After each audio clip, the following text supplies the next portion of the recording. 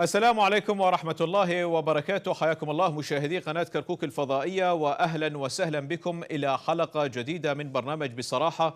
معي أنا عمار الصالحي. قانون العفو العام أسير ما بين المحكمة الاتحادية والبرلمان.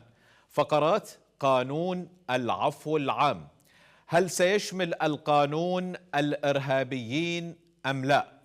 هذا القانون وجدليته مع السياسة، هل هناك تدخلات سياسية في قانون العفو العام؟ كيف استخدمه البعض كدعاية انتخابية للبرلمان القادم؟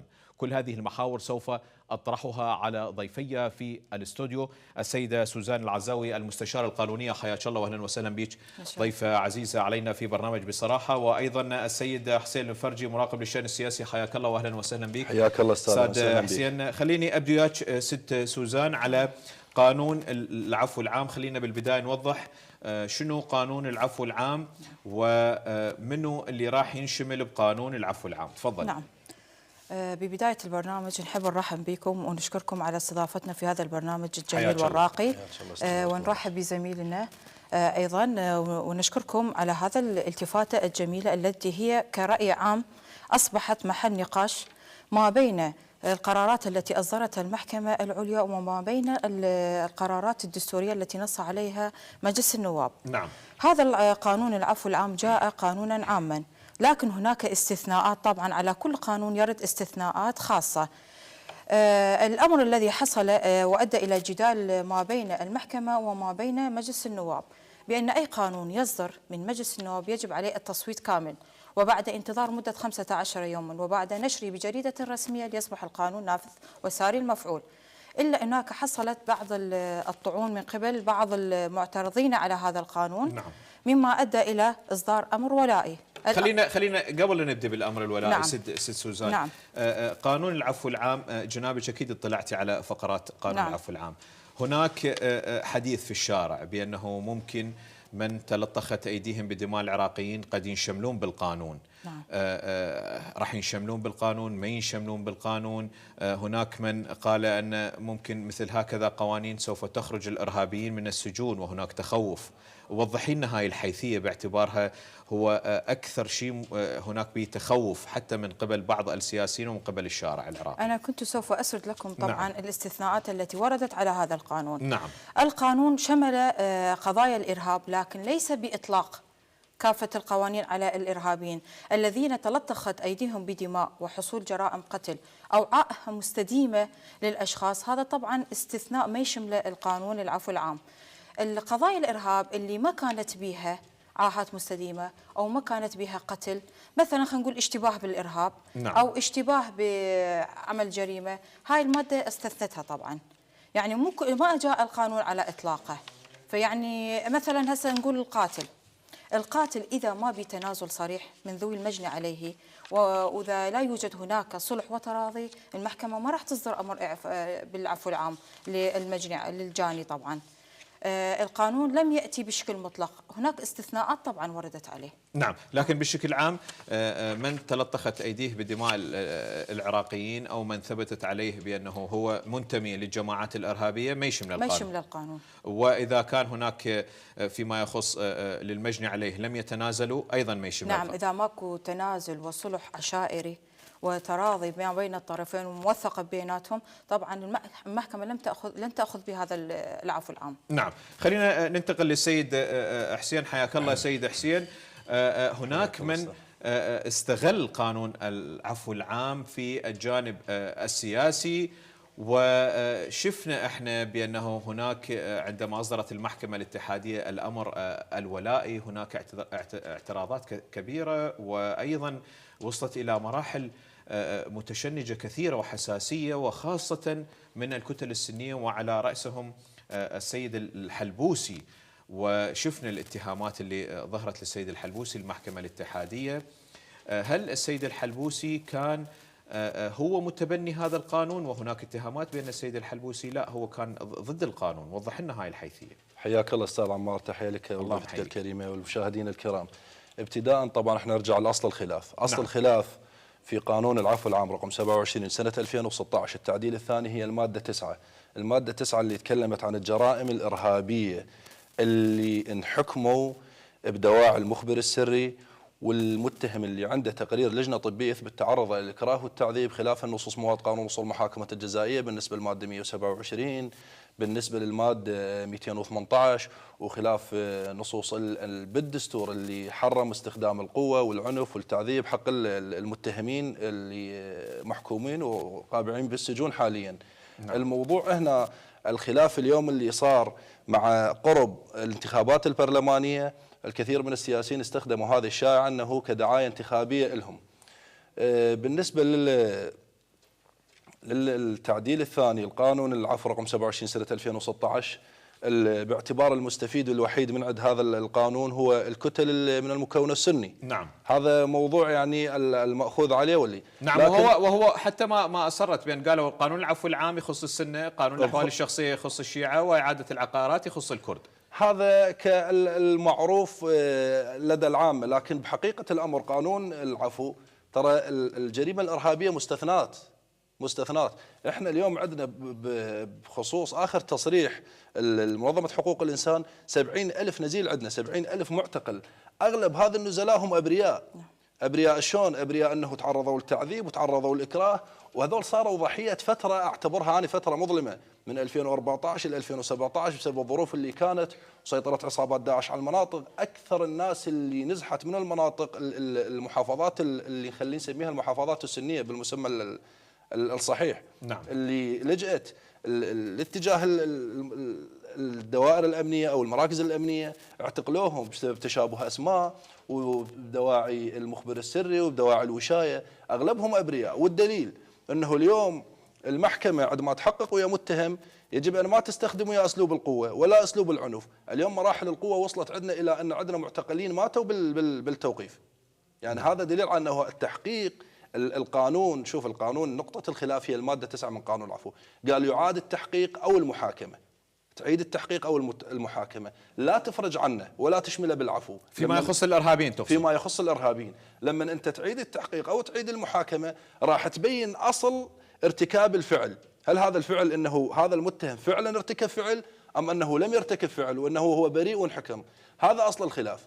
اليوم الكتل السنية شيء طبيعي تدافع عن قانون العفو، لأن قانون العفو يعرفون أنه يعني احنا بقياساتنا نقدر نقول 80% من المعتقلين هم أبرياء شلون؟ أبرياء أنه اليوم أنا ما دام عندي قناعة بالقانون وعندي قناعة بنزاهة القضاء، قضاءنا نزيه وقضاءنا عادل. اليوم أنا عندي قناعة بالقضاء العراقي، لما تكون عندي قناعة ما أخاف من إعادة المحاكمة ولا أخاف من التحقيق. خلي يعيدون تحقيقه وخلي يعيدون محاكمته، إذا هو بريء خليه يطلع. أنا ليش أبقى البريء أبقي بالسجن والله أنه أنا ما أعيد محاكمته وما أعيد تحقيقه؟ ما دام هو نظام قانوني نظام دارج أعيد هذا الموضوع. خلي قبل لا نرجع لك في الجانب السياسي وتبني الكتل السنيه لهذا الموضوع، ثرت موضوع انت كلش مهم استاذ حسين، خلينا اطرحه على سيد سوزان. سيد نعم. سوزان راح نعيد التحقيق. نعم. طيب احنا راح نعيد التحقيق بنفس الناس، شنو الفرق اللي سويناه؟ اكو هناك جدل حصل شلون. نعم. بالمحاكمه الاولى قد لربما ما لم تسنح له الفرصه الكافيه في الدفاع عن نفسه. طبعا بإعادة المحاكمة يجب أن تكون هناك أدلة جديدة، كأن تكون شهادة شاهد لم تسمع عليها المحكمة، كأن تكون ورقة منتجة في إثبات براءة هذا المتهم. أكثر الدعاوى، أنا من الناس اللي كنت محامية وأحضر الدعاوى عن الكثير من الأبرياء، كان يؤخذ منهم الاعتراف بالشدة والقوة والضرب، ولم يسنح لهم بتقديم الفرصة الكافية في الدفاع عن نفسه. ففي هذا القانون عندما يسنح للمتهم الدفاع عن نفسه سوف تتوفر له فرص أخرى لم تتح له في المحكمة الأولى بأن يثبت براءته عن طريق أوراق منتجة في الدعوة كأن لم تنظر لها المحكمة. يعني مو باعتبار أن هذا القانون صدر عفو عام وانتهى الموضوع. طيب في إعادة طلب المحاكمة الزميل أيضا يعرف هذه الأمور جيدا، على المتهم نعم أن يثبت براءته بكل طرق الإثبات، كأن المحكمة لم تتح، نكرر هذه الفقرة، لم تتح فرصة الكافية للاستماع عليه. فإن هذا القانون جاء لإنصاف الأبرياء، والكثير من المتهمين الآن مودعين في السجون هم يعني خلينا نقول الغالبية 70% هم أبرياء. نعم. فهذا القانون سوف سيد سوزان، ينصفهم. هل أي بلد يحتاج ما بين فترة وأخرى إلى مثل هكذا قوانين؟ البلد اللي طبعا خلينا نقول من نحسم الموضوع نقول ما بأمان، البلد اللي ما بأمان ويعني يفتقر إلى قانون حقيقي، نعم. يحتاج إلى هكذا فقرات العفو العام. جنابك طرقتي على الفقرات. نعم. هل الفقرات معقولة منطقية تخوف الشارع ما تخوف الشارع؟ هل الفقرات كانت بها جنبة سياسية أم هي قانونية بحتة؟ طبعا احنا إذا نجي ناخذ دائما الجانب الإيجابي، الجانب نعم. الإيجابي شنو هو؟ اللي راح ينصف المظلومين والأبرياء من المتهمين، وبي جانب سياسي، هذا الجانب السياسي نتركه للأخ والزميل. نعم. لأن أكيد 100% بي جانب سياسي. هذا نعم. خلينا نرجع نعم. للأستاذ حسين بجانب سياسي ممكن استغلته الكتل السنية، هو انحسب على الكتل السنية وخاصة كتلة السيد الحلبوسي وحزب تقدم بأنه هو متبني الموضوع، وبالتالي دعاية انتخابية مجاني للسيد الحلبوسي حتى يرجع يصدر المشهد السياسي. لا اطلاقا استاذ العزيز، شوف اطلاقا انه الحلبوسي اليوم لما طالب باقرار قانون العفو، واغلب الكتل السنيه طالبت بهذا الموضوع. نعم. لان يعرفون المستفيد الوحيد من هذا القانون هم الكتل السنيه، باعتبار انه القابعين بالسجون هسه يعني 80% هم من المكون السني وبدعاوي بالدعاوي الارهابيه.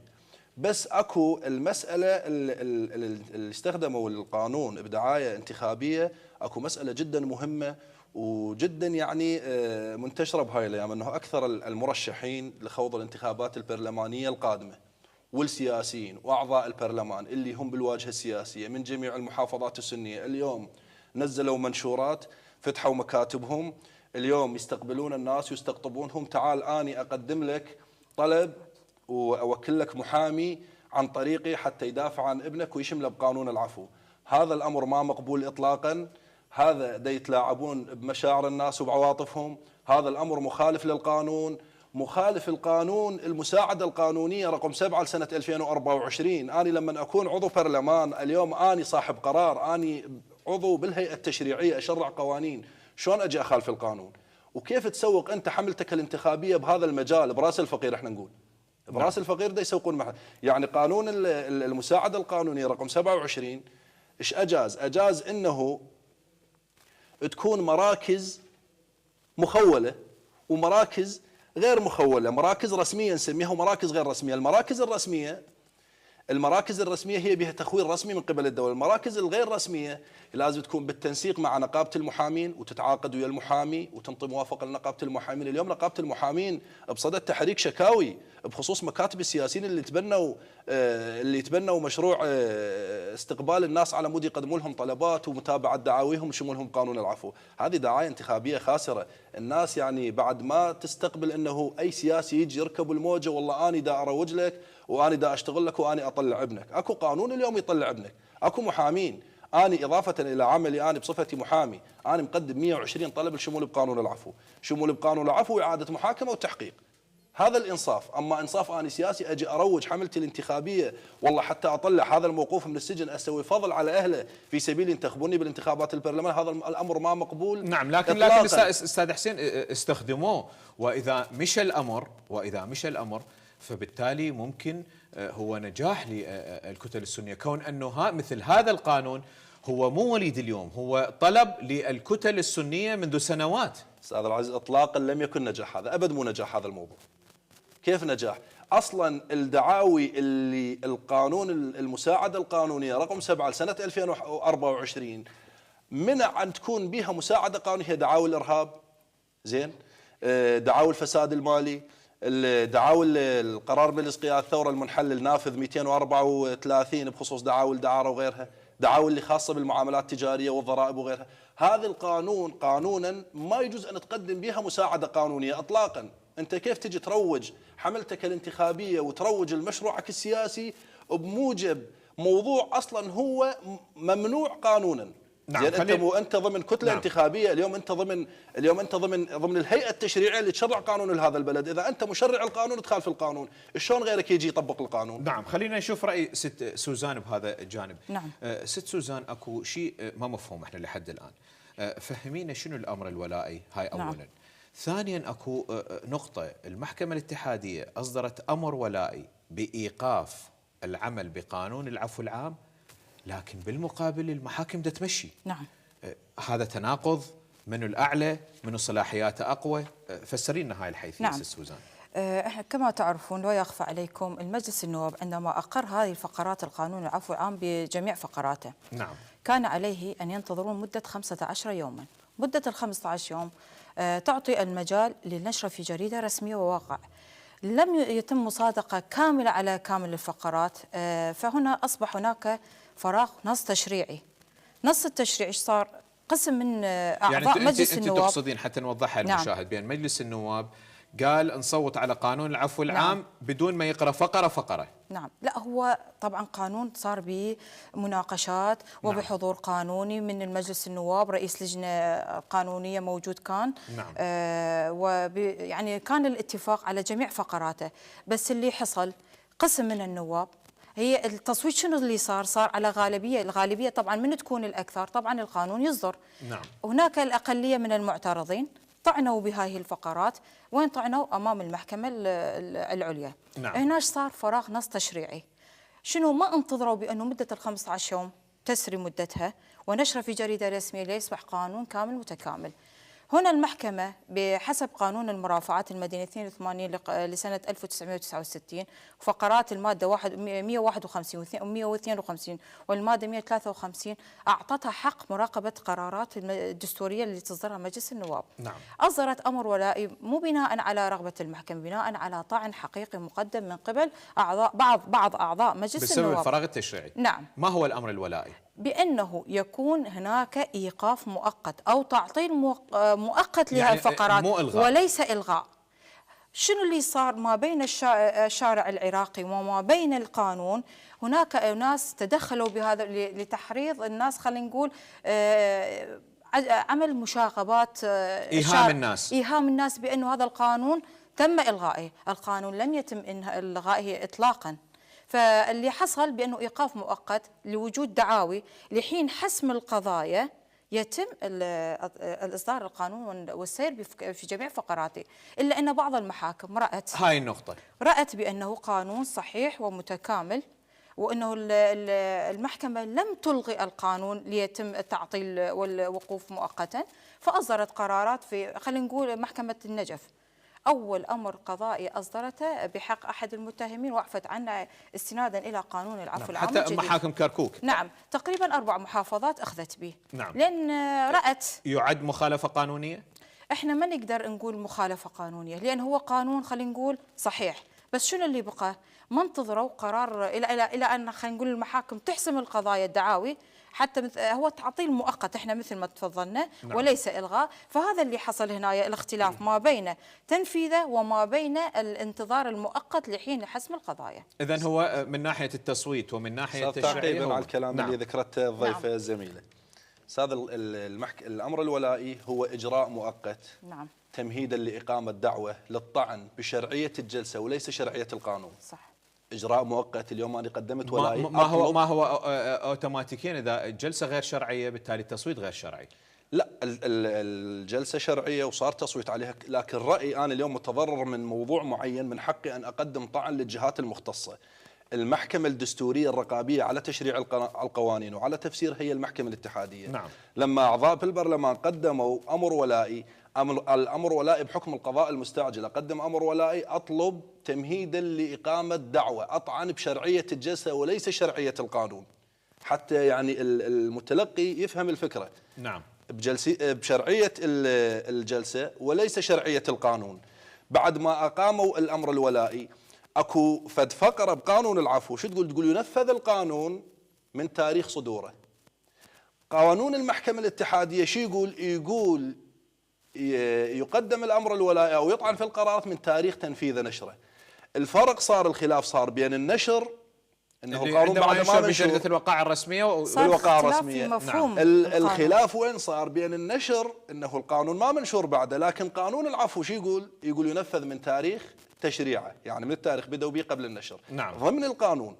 فهنا المحكمة الاتحادية احنا مو بصدد المساس بمؤسسات الدولة، لكن هو خلاف قانوني، احنا بدنا ننطي رأي قانوني بصدد خلاف قانوني. الخلاف القانوني المحكمة الاتحادية لجأت إلى قانون المرافعات المدنية باعتبار الطرف المتضرر من موضوع ما أن يقدم طلب أمر ولائي إلى المحكمة المختصة في سبيل إيقاف الإجراءات، لكن مجلس القضاء الأعلى كان عنده رأي قانوني آخر، قال انه ضمن النظام الداخلي المحكمه الاتحاديه ماكو نص يحكمنا او يوجب ايقاف العمل بتنفيذ اجراءات قانون العفو، اذا هو نافذ من تاريخ صدوره. نعم. يعني مو من تاريخ نشره، من تاريخ صدوره. هذا الخلاف القانوني. نعم. عفوا نسيت، هذا الخلاف القانوني اللي حصل بين المحكمه الاتحاديه ومجلس القضاء الاعلى.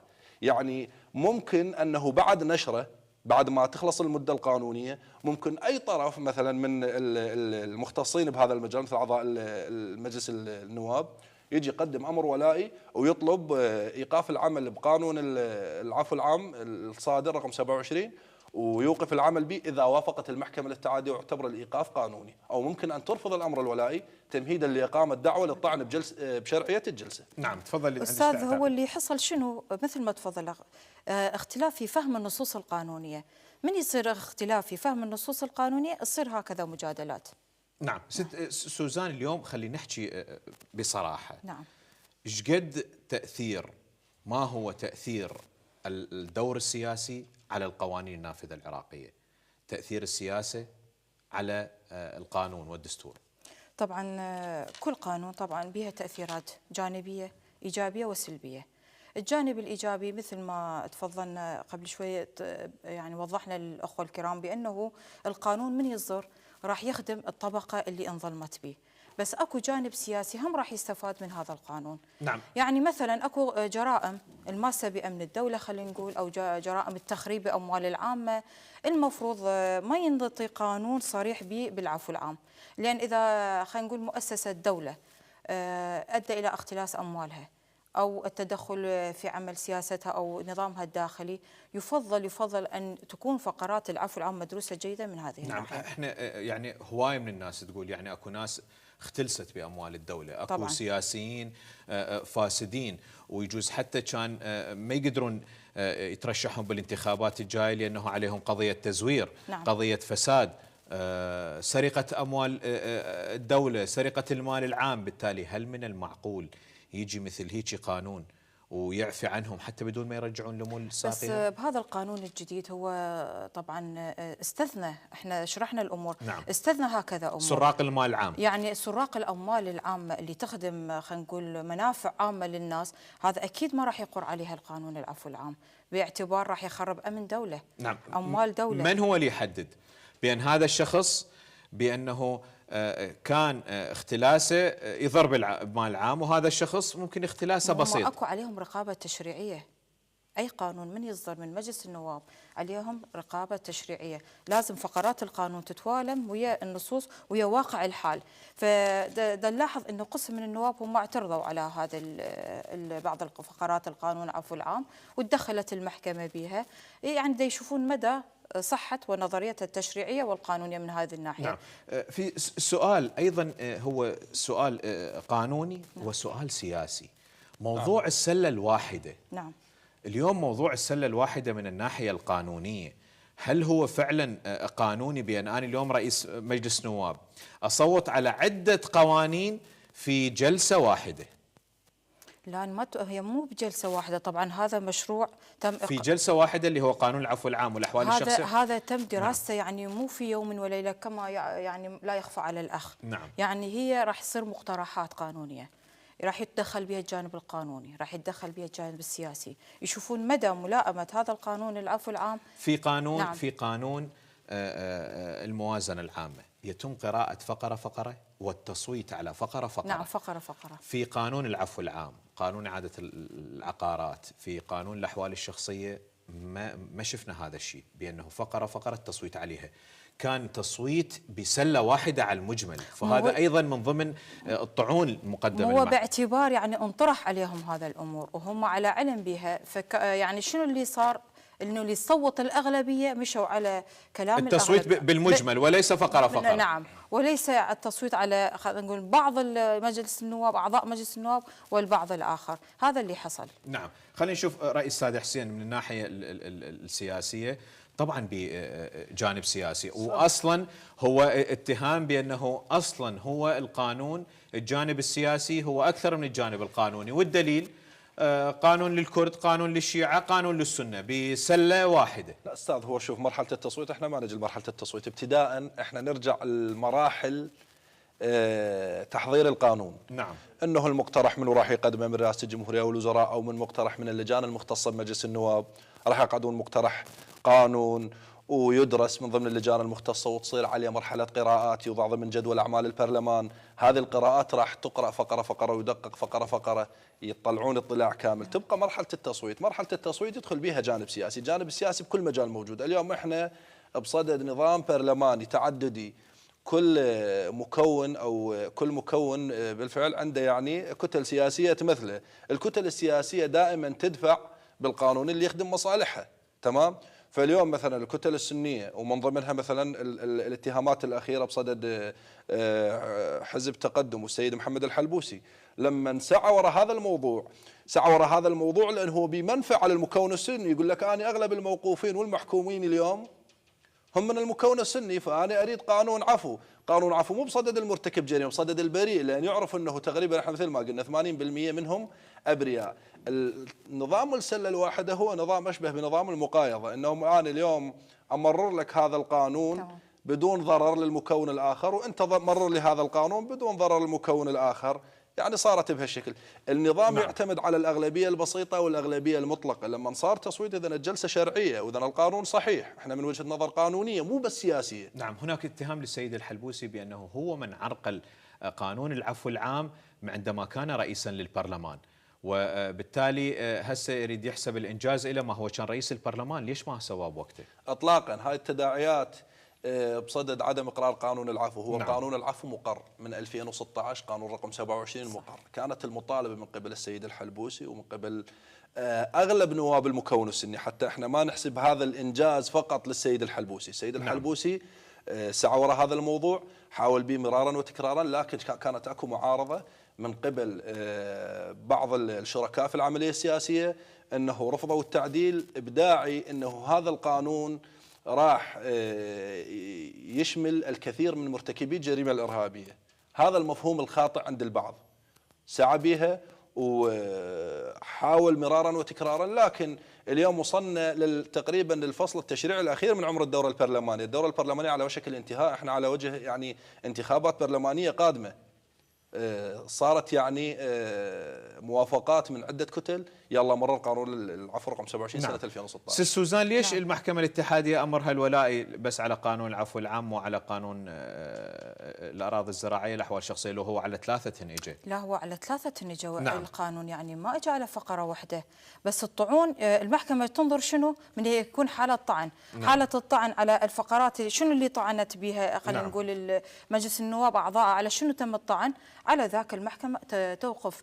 هو العفو العام شنو يشمل الفقرات اللي حضرتك ذكرتها. نعم. وبالتالي المحكمة راح تعطل بعض الفقرات إلى حين حسم القضايا. نعم. فيما يخص التزوير، العادة إلى الوظيفة، كليته راح يمشي. نعم، حتى يشمل الموظفين المخلين بوظائفهم اللي كان الرشاوي. وهاي السنوات تنحسب خدمة. هاي تبقى بعد على الأوامر الإدارية. كل دائرة عندها تعليمات ونظام داخلي. نعم. قانون الإداري راح هنا هو راح ينظم هذا. فنشوفون القانون العفو العام طبعا راح ينشر وبجريدة رسمية وبها تعليمات، فكل دائرة راح تاخذ بما يخصها بهذه الحالة وينظم هذه الأمور، وراح يشوفون هذا الموظف راح طبعا هو ما يسري بأثر رجعي. نعم. قانون الإداري ما يسري بآثار رجعية إلا إذا كان في مصلحة الموظف.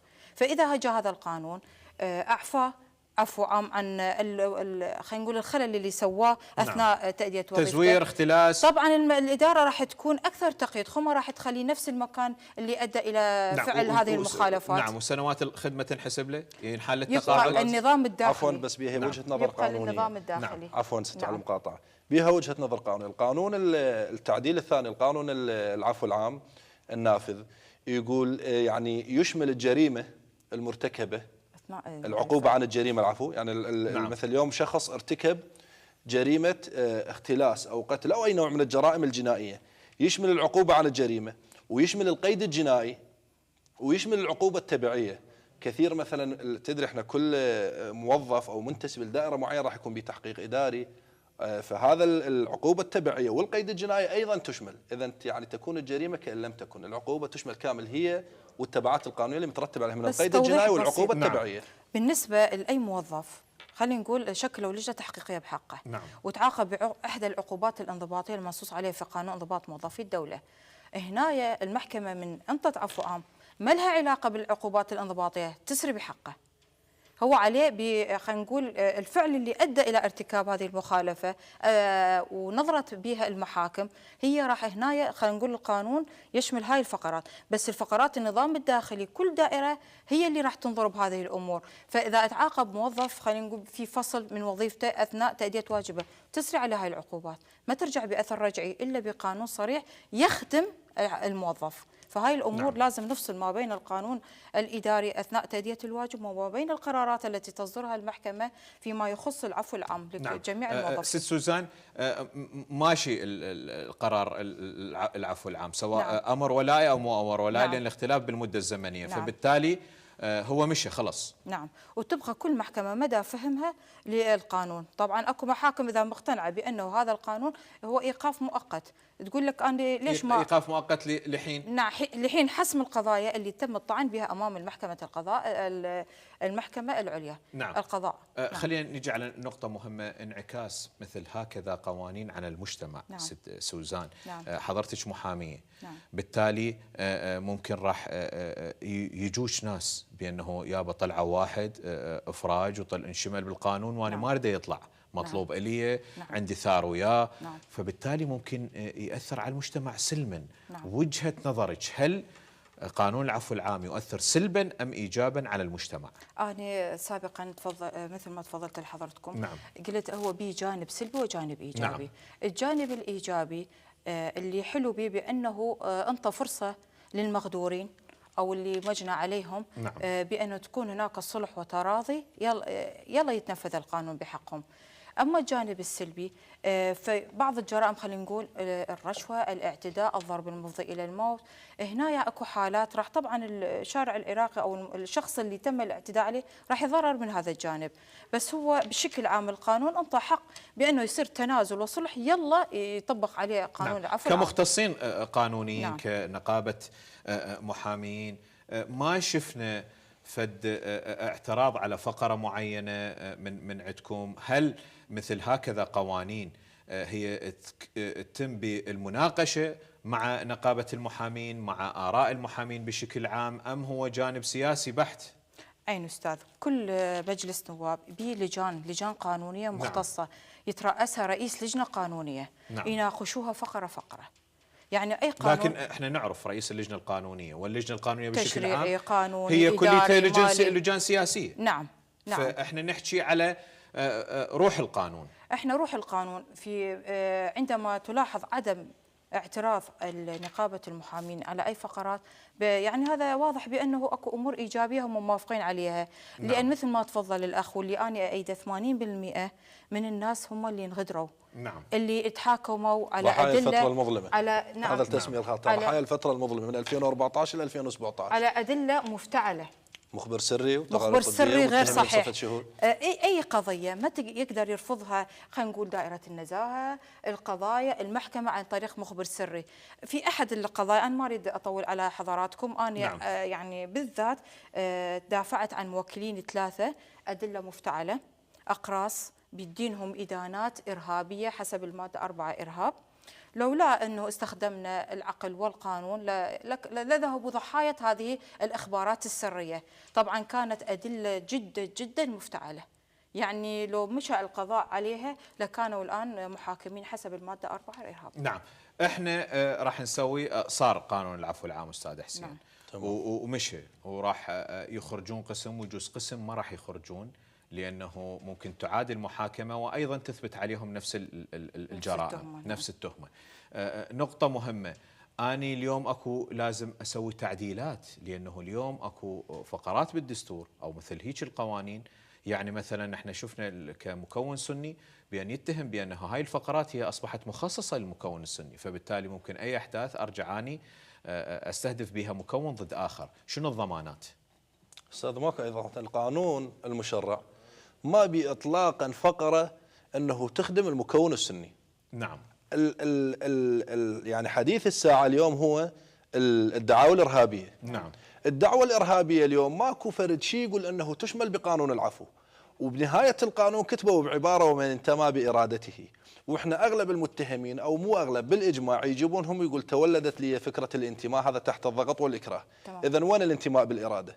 ماكو انتماء، ماكو استفادة. يعني أنه القانون اليوم إطلاقا مو مصلحة المكون السني، لكن يقول لك هذا أقل ممكن. يعني أنه أنا آخذ اليوم أطلع كم واحد من الأبرياء حتى أنصفهم، والا هو القانون احنا الخلاف كله هذا الخلاف اللي الدائم كله بصدد الماده 9 من قانون مكافحه، من قانون العفو العام رقم 27 سنه 2000. نعم. اكو ايضا احاديث بان يقول لك هو المستفيدين بالحقيقه اللي اكثر هو المكون الشيعي فعلا. كون انه المكون السني هو ما راح يطلق جماعته، راح تنعاد انتخابه، وبالتالي ممكن تثبت عليه التهمه من جديد، لكن الاغلبيه بالمكون الشيعي راح يطلعون اكثر. استاذ انا احكي لك اياها، اعطينا هاي المفارقه. احكي لك واقع حال. نعم. بالنسبه للدعاوى الارهابيه وانا مسؤول عن كلامي، 2 إلى 3% راح يطلعون ينشملون بقانون العفو. ينشمل بقانون العفو شلون؟ عن طريق اعاده المحاكمه واعاده التحقيق، لان راح تثبت الادله انه هو بريء، واحنا عندنا قناعه وثقه كامله بالقضاء. اما هسه عندك مثلا الدعاوى مثلا المخدرات، دعاوى الفساد المالي، دعاوى غيرها اغلب المكونات الاخرى مستفاده من عندها. المكون السني انا اليوم كمواطن من المكون السني ما مستفاد من هاي الامور يعني بالاغلب. نعم. خلينا نشوف راي سي سوزان في اكو مداخله بسيطه. نعم. احنا لا يخفى علينا، احنا المحكمه انطتنا حق هسه عن طريق لجان تقارير طبيه اعاده محاكمه، بس في حاله اذا الشخص المتهم ما قدر يثبت براءته للمره الثانيه، اذا كانت ادله قويه ومفتعله، هنا هم يعني الشخص المتهم راح ينظلم من هاي الناحيه. يعني وصلت الفكره؟ نعم. شخص تم اعاده محاكمته، القانون انطاه حق، إذا الأدلة بقت هو تحت ضغط وإكراه اعترف بعدة جرائم. نعم. وما قدر خلال هاي الفترة أن يجيب أدلة جديدة. نعم. وخلال هاي الفترة هذا شخص ضعيف، ما عنده اتصالات، ما عنده خلينا نقول ظهر سياسي، ما عنده قوة اللي تدعمه حتى يثبت براءته، هنا هم راح يظل مغبون ومظلوم هذا المتهم. نعم. في نقطة أخيرة سي سوزان. نعم. على فقرة المخدرات. نعم. فقرة المخدرات اليوم تجار المخدرات راح نشوفهم بالشارع من جديد؟ طبعا أنا ما أأيد فكرة العفو العام بالنسبة لتجار المخدرات. نعم. هل هم مشمولين بالعفو؟ هي اجت بها بعض الاستثناءات، يعني بعدنا احنا خلينا نقول ماكو اطلاع عام هيك. هم قال يعني مثل ما تفضلنا قلنا بانه ما يمس امن الدوله وما يمس خلينا نقول الامن بشكل عام، بس هنا بهاي الحاله اذا هذا تاجر مفتعل ودخل كميات كبيره من المخدرات، الضحايا منه؟ الابرياء اللي ما يعرفون. صح هو عنده وعي بانه هذه مخدرات راح تضره، بس اعتاد على تعاطيها. هنا هم كارثه بحق مجتمع كامل من هاي الفقر. المفروض تاجر المخدرات ما انطيه فرصه العفو العام حتى لا يكون ذريعه للوصول الى ضعفاء النفوس اللي ليس بمقدورهم الدفاع عن انفسهم، لان الشخص المتعاطي ما يقدر يبطل هذا الشيء بعد تعاطى، يعني جسمه تشبع بماده خلينا نقول مخدره. نعم. بالمجمل قانون العفو العام يفيد المجتمع ام يضر المجتمع؟ متفائله بتطبيق فقراته؟ انا بالنسبه لي متفائله. نعم. بالنسبه للابرياء اللي راحوا ضحايا. نعم. خلينا نشوف استاذ حسين بسؤال اخير. استاذ حسين، هل بين مثل هكذا قوانين جنب السياسيه باكبر من الجانب القانوني، هل ممكن أن نشوف إحنا السياسيين استفادوا ب أو جماعتهم ربعهم الناس القريبين من السياسة واللي عندهم ظهر يستفادوا من هكذا قانون أكثر من الشعب؟ الجنبة السياسية بهذا المجال السياسيين استفادوا أكثر من المواطن بهذا القانون، لأن استخدموه كذريعة كدعاية انتخابية.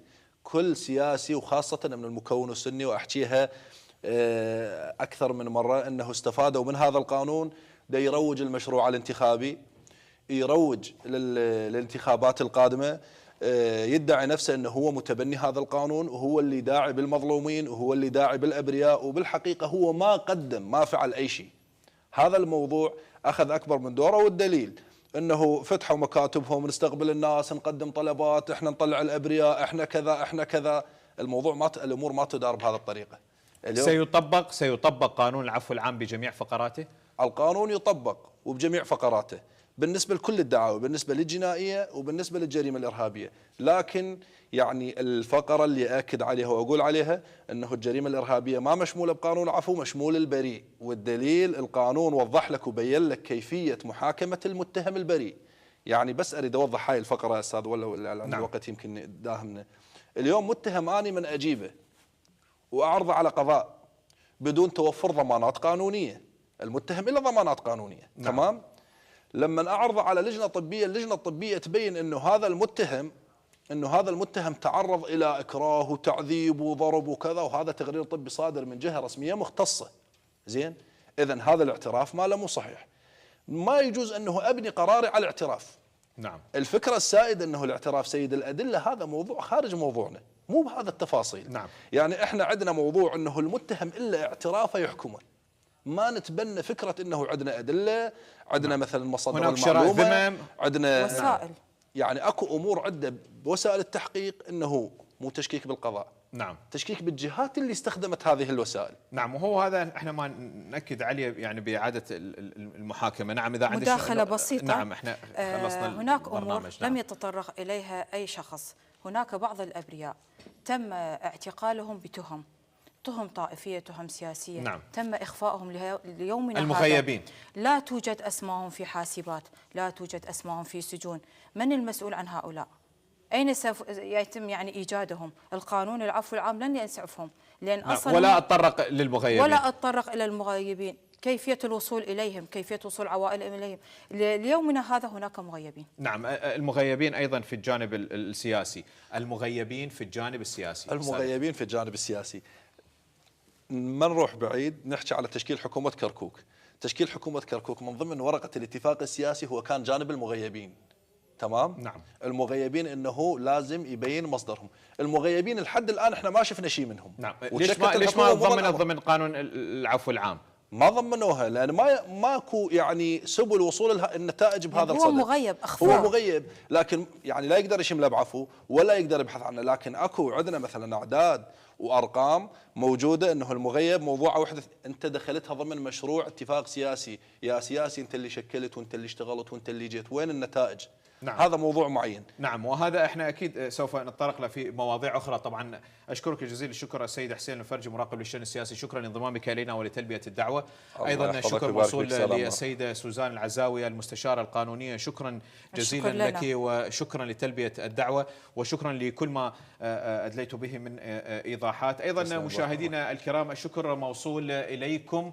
التقيكم في حلقه قادمه ومواضيع اخرى ومحاور اخرى. تحياتي وتحيات فريق العمل، السلام عليكم ورحمه الله وبركاته، الى اللقاء.